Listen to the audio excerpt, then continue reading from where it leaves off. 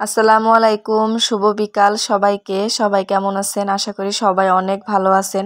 আর এই তো দেখতেই পাচ্ছেন কালকের মতো কিন্তু আজকেও সব কিছু একদম গুছিয়ে নেওয়া হয়েছে রান্না করব বলে মাটির চুলায়।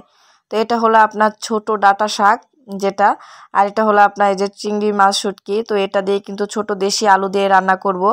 আর এখানে কিন্তু আপনার নদীর মাছ, পাঁচমিশালি মাছ। আর এখানে কিন্তু আপনার তরকারি কাটা আছে ছোট মাছের জন্য, আপনার আলু, বেগুন আর আপনার সজনে ডাঁটা দিয়ে রান্না করব বলে। আর এখানে কিন্তু একটা প্লেট ভর্তি করে আপনার কাঁচামরিচ আর পেঁয়াজ কুচি, আর এখানে কিন্তু আপনার টমেটো কুচি।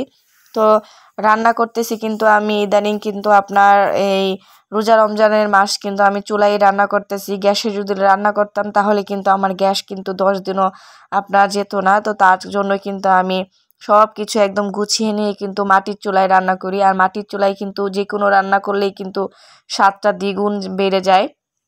তো এই তো এখন রান্না করব করলা ভাজি।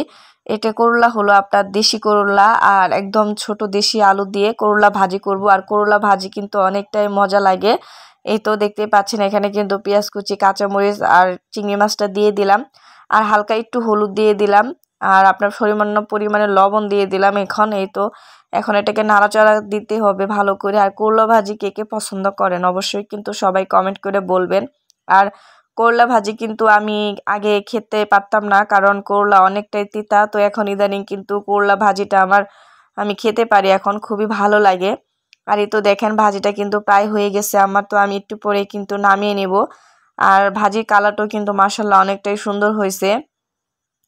আর আমি কিন্তু ইফতারে বানানোর ভিডিওগুলো কিন্তু আপনাদের কাছে শেয়ার করতে পারি না, কারণ এগুলো রান্না করে কিন্তু আপনার অনেক হিমশিম খেয়ে যায়, আর অনেকটাই সময়ের ব্যাপার। তো তার জন্য শুধু রান্না বান্নার ভিডিও দিই, আর মাঝে মাঝে যখন একটু সময় পাই তখন কিন্তু আপনার ওই যে পেঁয়াজ ও বেগুন ওগুলো বানাই, তো ওগুলো আমি একটু করে ভিডিও দেই। আর এই তো দেখেন করলা ভাজিটা আমার একদম হয়ে গেছে, তো আমি একটা বাটিতে তুলে নিলাম ভাজিটা। কালারটাও কিন্তু মাশাআল্লাহ অনেকটাই সুন্দর হয়েছে। তো এখন আমি রান্না করব আপনার এই যে ডাঁটা শাক। তো এই শাকটা কিন্তু আপনার একদম ফ্রেশ শাক, এখানে কিন্তু ফরমালিন বা কোনো বিষ দেওয়া হয় নাই। তো এটা হলো একদমই তাজা শাকগুলো। তো এই শাকগুলো দিয়ে কিন্তু এই যে দেশি ছোট আলু দিয়ে কিন্তু চিংড়ি মাছ দিয়ে কিন্তু রান্না করা হবে। এই তো দিয়ে দিলাম তেল, তারপরে আপনার পেঁয়াজ কুচি দিয়ে দিলাম বেশি করে, আর এই তো চিংড়ি মাছ শুটকি দিয়ে দিলাম, তারপরে আপনার পেঁয়াজ বাটা, রসুন বাটা, জিরা, হলুদের গুঁড়ো, মরিচার গুঁড়ো। তো যা যা উপকরণ লাগে তো সব কিছু কিন্তু আমি দিয়ে দিলাম এই তরকারিতে। আর সব কিছু কিন্তু এই যে গুছিয়ে গাছিয়ে নেওয়া হয়েছে। আর এই তো স্বাদ মতো লবণ দিয়ে দিলাম, আর একটু পরিমাণ মতো পানি দিয়ে দিলাম। তারপরে মশলার সাথে ভালো করে ছোট আলুগুলো ভালো করে কষিয়ে নিতে হবে। আর এই রান্নাটা কিন্তু অনেকেই সবাই বেশি পছন্দ করে। আর ছোট ডাঁটা শাক দিয়ে কিন্তু আপনার বড় মাছের মাথা দিয়েও রান্না করলে বেশি ভালো লাগে। তো আজকে আপনাদের এই রেসিপিটা দেখাইলাম। তো এরকম ছোট ডাঁটা শাক দিয়ে কিন্তু আপনারা এই যে ছোট আলু দিয়েও কিন্তু রান্না করে খেতে পারেন। আর এই তো তরকারিটা আমার কিন্তু প্রায় হয়ে গেছে। তো কিভাবে কি করতেছি সম্পূর্ণ ভিডিওগুলো আপনারা দেখতে থাকুন। এই রান্নাটাও কিন্তু আপনার বাসায় এমনি করে ট্রাই করতে পারেন। তো এই রান্নাটা কিন্তু অনেকটা ভালো লাগে। তো এগুলো শুধু আপনার গ্রামে দেখা যায়। আর এই যে রান্নাটা একদমই কমপ্লিট, একটা বাটিতে উঠিয়ে নিছি। দেখেন তরকারি কালারটা মাশাআল্লাহ অনেকটাই সুন্দর হয়েছে। তো চিংড়ি শুটকি দিয়ে দেশি আলু দিয়ে রান্না করা হয়েছে এই তরকারিটা।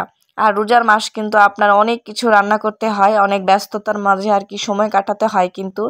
আর এখন রান্না করব ছোট মাছ। দেখেন মাছগুলো কি সুন্দর চকচক করতেছে, একদম রূপোর মতো।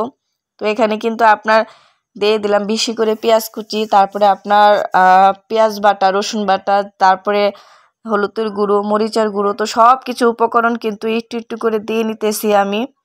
আর এখন দিয়ে দিব আপনার স্বাদ মতো লবণ। তো দিয়ে সুন্দর করে মশলাটাকে আমার ভালো করে কষাতে হবে, আর একটু পরিমাণ মতো পানি দিয়ে দিলাম।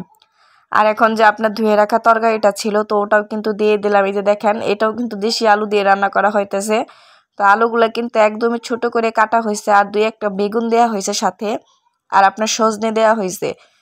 তো এটাও কিন্তু আপনার একটা দেশীয় খাবার। এটা কে কে পছন্দ করেন অবশ্যই সবাই কমেন্ট করে বলবেন। আর যে মাছগুলো পানিতে ভিজিয়ে রাখা হয়েছে।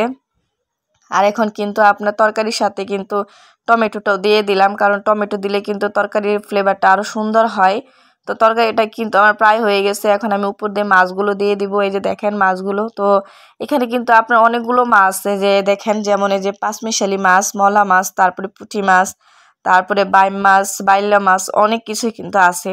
তো ফাইনালি আমার তরকারিগুলো কিন্তু রান্না করা হয়ে গেছে। তাহলে ভিডিওগুলো কেমন হয়েছে অবশ্যই যদি ভালো লেগে থাকে অবশ্যই লাইক কমেন্ট শেয়ার করে সবসময় পাশে থাকবেন। সবাই ভালো থাকবেন, সুস্থ থাকবেন। আসসালামু আলাইকুম।